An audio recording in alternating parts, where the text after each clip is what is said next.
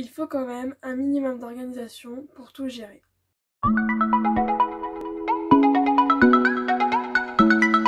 Salut à tous, c'est Coquely et aujourd'hui on se retrouve pour une vidéo, mon organisation, que tout ce qui tourne autour des figurines. Donc il y a 3 types d'organisation, enfin moi je le vois comme ça. Il y a l'organisation par rapport au réseau, l'organisation par rapport à la journée, à la semaine, et l'organisation des figurines. Donc c'est parti. Donc on va commencer avec l'organisation par rapport à mes réseaux sociaux. C'est lourd. Et en gros j'ai tout ça. Enfin tout ça. Donc j'ai d'abord un classeur. Donc avec une vue du mois. Donc les jours où je vais poster. Donc là c'est que les posts Instagram et TikTok. Avec ensuite pareil, des feuilles avec que les posts de TikTok, quelle figurine, quand est-ce que je dois la poster. Pareil avec Instagram, qu'il faudra que je mette à jour un jour. Donc ça je remplis régulièrement. Dès que je recommence une 12 figurines, je les écris là-dedans. Pour ne pas les oublier. Après, bon, ça c'est un agenda totalement basique. On va dire là-dessus. Et après il y a un cahier, donc YouTube plus les réseaux sociaux. Donc où je vais par exemple tous les 3 mois environ mettre à jour donc le nombre d'abonnés, le nombre de posts, le nombre de j'aime, le nombre de vues par rapport à ça. Il y a toutes les idées vidéo que j'ai. Donc après il y a énormément de pages vides parce que je ne sais pas combien dedans encore. Parce que je l'ai fait il y a vraiment pas si longtemps que ça. Plus après tous les scripts de mes vidéos YouTube. Donc ça, je m'en sers quasiment tous les jours pour trouver des idées. Et ensuite, donc, bon là il n'y a pas, mais sur le téléphone qui filme, il y a 2 mémos où il y en a un pour Instagram, un pour TikTok, avec les figurines du coup qu'il faut que je poste. Donc, quand elles sont postées, elles sont rayées. Donc ça c'est la première organisation. La deuxième c'est par rapport jour-semaine. Donc je me suis fait des petits planeurs. Donc là il y en a un pour chaque jour. Comme ça je change. Ça fait longtemps que je ne les ai pas utilisés parce que j'ai eu un moment une perte de motivation. Du coup j'ai arrêté de les utiliser. Mais du coup un pour chaque jour avec ce qu'il faut que je fasse, la to-do list, le côté pro, le côté perso, un emploi du temps détaillé, l'objectif du jour et tout. Donc ça comme ça. J'ai... Du coup pareil mais en semaine. Donc là c'est pareil TikTok, Insta. Donc il faudra peut-être que je rechange. Donc c'est pareil sur la semaine, les posts qu'il faut que je fasse. Donc ça c'est l'organisation jour-semaine. Et après donc là c'est la plus grande des organisations. C'est par rapport aux figurines. Donc il faut savoir qu'avant de commencer une collection, par exemple la collection Harry Potter, il y a eu peut-être 4 mois où je me suis mis, je me suis placée, j'ai fait mes idées, les croquis, tout ce qu'il fallait. Donc tout commence dans ce petit carnet qui est le carnet des idées. Si je le prenais à l'endroit c'était mieux. Où je note chaque figurine, donc là il n'y en a pas tellement, je marque que ça. Où je note tous les personnages que je veux faire avec principalement quelle couleur je vais devoir utiliser. Donc là c'est la page Harry Potter, les pages Harry Potter, donc les personnages, les accessoires que je vais leur faire, les couleurs. Et quand ils sont faits, ils ont un petit check à côté. Donc ça, dès que je vais vouloir faire une nouvelle collection, je vais m'en servir. Donc j'ai tout le temps ce carnet avec moi. J'ai le même carnet en plus gros. Donc là, c'est mon carnet de croquis. Et chaque personnage qui a un accessoire a un petit croquis. Donc là, c'est des personnages des Schtroumpfs. Avec donc le croquis, l'accessoire que c'est censé être. la couleur, les couleurs qui vont être utilisées et le matériel qui sera utilisé. Et dès que pareil c'est fait, hop, il y a un check. Et comme ça pour tous les personnages qui en ont. Donc dès que je vais commencer une collection, je vais me poser, je vais faire les croquis. Et des fois j'essaie même de m'avancer par exemple sur les accessoires, donc je vais essayer de les faire en avance. Des fois il y en a qui sont plus compliqués que d'autres. Et après il y a tout aussi une autre organisation, donc là c'est par rapport à Harry Potter, parce que c'est vraiment la plus grosse des collections que je fais depuis le début. J'ai alors la liste des personnages que je fais, donc tous ceux qui sont en violet sont déjà faits.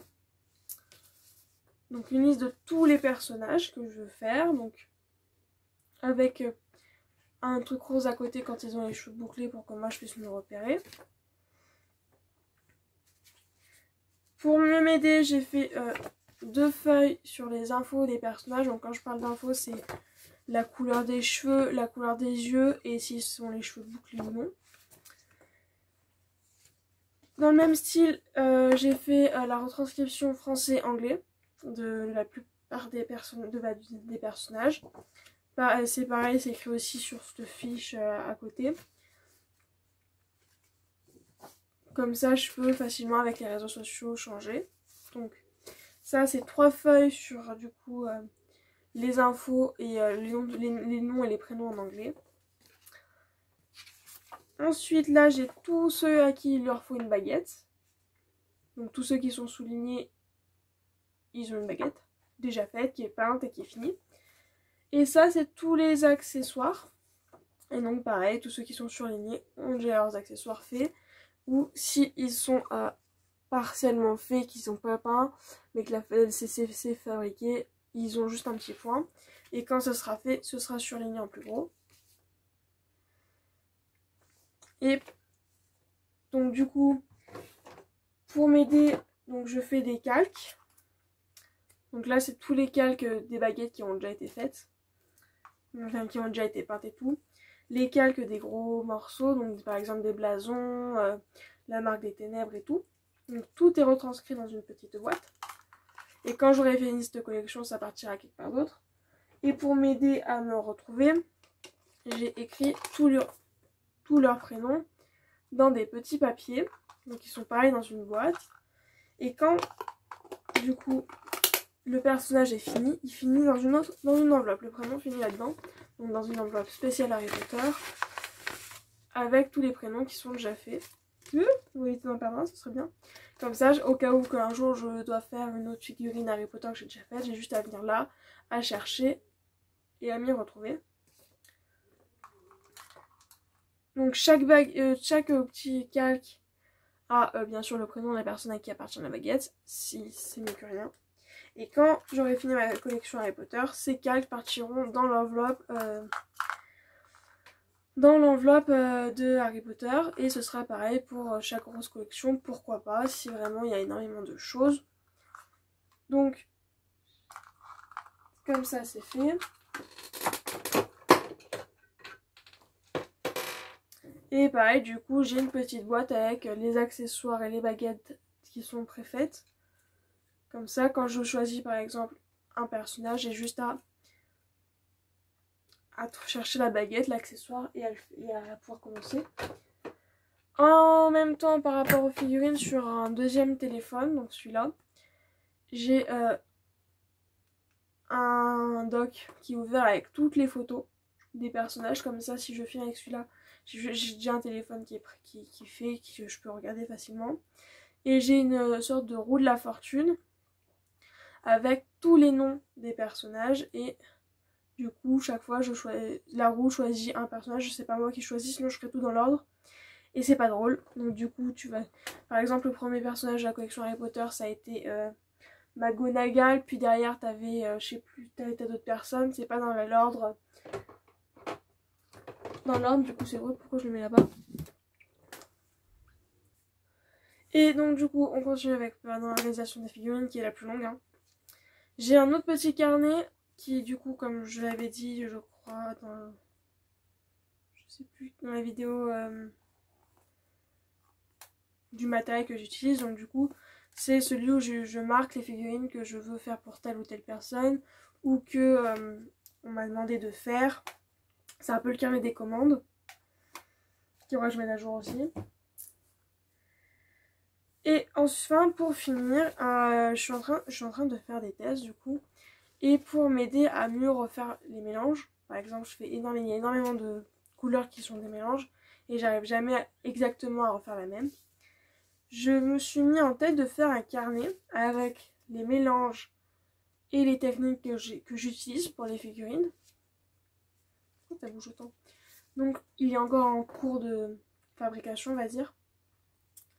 Mais je le fais petit à petit. Donc là ces derniers jours j'ai refait des mélanges. Donc avec les couleurs par exemple le rose des lèvres. Qu'est-ce qu'il faut que je mette comme truc et quel résultat je suis censée avoir. Donc là le premier résultat c'est celui que j'ai actuellement. Le beige foncé. Donc du coup comme ça si j'en ai besoin je peux aller feuilleter vite fait pour me rappeler. Si un jour je vais faire une figurine à quelqu'un, si il veut pas que je lui donne de conseils, il aura qu'à regarder le carnet. Et pareil, du coup, dedans il y aura retranscrit des techniques, par exemple pour faire des cheveux bouclés, enfin je montre mes cheveux, mis à Myriam, les cheveux bouclés. Donc si je suis en train de faire des tests avec de la laine, donc là il y aura forcément un moment cheveux bouclés avec de la laine ou cheveux bouclés avec du papier. C'est en cours de finalisation, de commencement, hein, c'est en train de se faire petit à petit. Dès que je trouverai un truc intéressant à mettre, je mettrai. Et je pense que on a tout bon. Ah, et j'utilise aussi des post-it que je mets sur mon mur directement. Comme ça, dès qu'il faut que je me rappelle d'un truc. Tiens, il faut que je lise, par exemple, que je lis 2 vidéos ensemble. Je le marque et du coup, c'est plus pratique. Parce que comme ça, j'ai juste à lever la tête, je le vois. Et voilà.